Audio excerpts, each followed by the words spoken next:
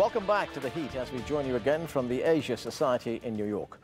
We're talking about efforts by China and the United States to boost trade. With us now is the president of the Asia Society Policy Institute, Kevin Rudd.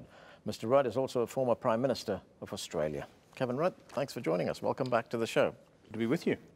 What is your assessment of the 100-day trade talks? What do you think it will deliver?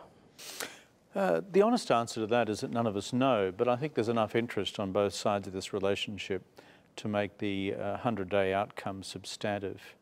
On the Chinese side, I think there is a desire to produce a result which our American friends can live with. In the trade area, I think there are specific sectors of trade where the Chinese will seek to liberalize American access. But we won't know till we see the final printed document. What I do know is that both sides are working very hard on it as we speak. Talking about the Americans, how much of a stumbling block is the trade deficit? It's something that the current Trump administration wants to see addressed. Do you think progress can be made on that issue? The political reality here in the United States is that the president, Mr. Trump, has a singular preoccupation with the trade deficit. He doesn't have one with Australia because the United States has always had a trade surplus with Australia, but there you go. Mind you, we Australians don't have an obsession with our trade deficit with the United States. That's just kind of life. It swings and roundabouts, as we would say. But it's a political reality. Therefore, I think China taking actions to reduce the quantum of the trade deficit would be politically appreciated in this country. But then I think it's much more important that you start to look at how to structurally advance the overall breadth of the economic engagement so that you've got A, more level playing field in trade, B, and I think most importantly, a level playing field in investment. I have a pretty simple view of these things. You can get so far with trade. People earn money, that's good. You get goods that you need or services that you require. But if you want to substantially bring these two economies closer together, it's only done through investment, because then basically you're married to each other for the lengthy investment project.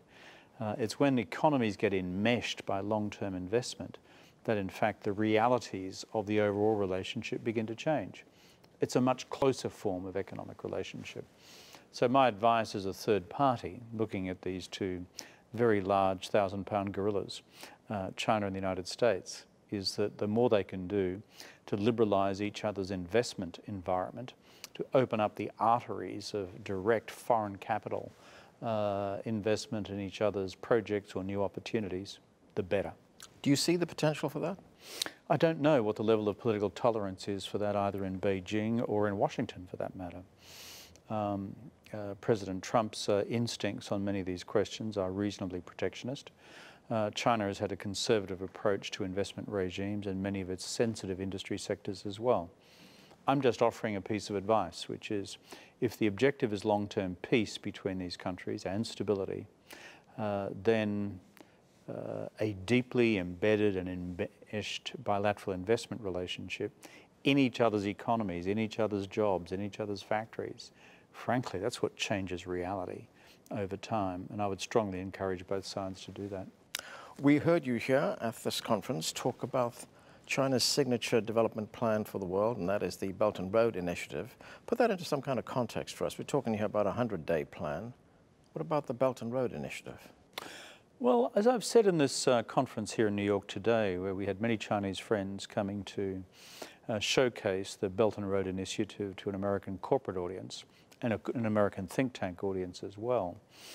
When we're talking about the US-China 100 Days Initiative, we are talking about 100 days. The Belt and Road Initiative is about the next 100 years. It's vast. Its dimensions, when you get to the trillions of US dollars, is potentially transformational. It's bigger, for example, in quantitative terms than the Marshall Plan in Europe after the Second World War. Marshall Plan and BRI are vastly different, but I'm simply giving a quantitative comparison. I think it is important because it is size, into the trillions. 2, there's a demand for infrastructure investment on the part of so many poor and developing countries across, let's call it the Eurasian continent.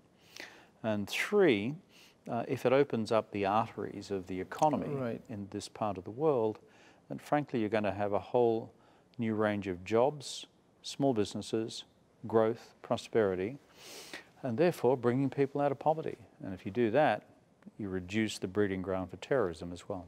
There have been a number of questions that have been raised in the United States about the Belt and Road Initiative, but do you see in the future the United States becoming more engaged with this project? I think right now in the United States it's an open question. They haven't ruled it out. Some governments around the world are still sceptical, others much less so. I think what you'll see from the Americans is a series of critical questions for the period ahead. And frankly, I understand that. That's the way in which the political system works here. Questions like, where does the money come from?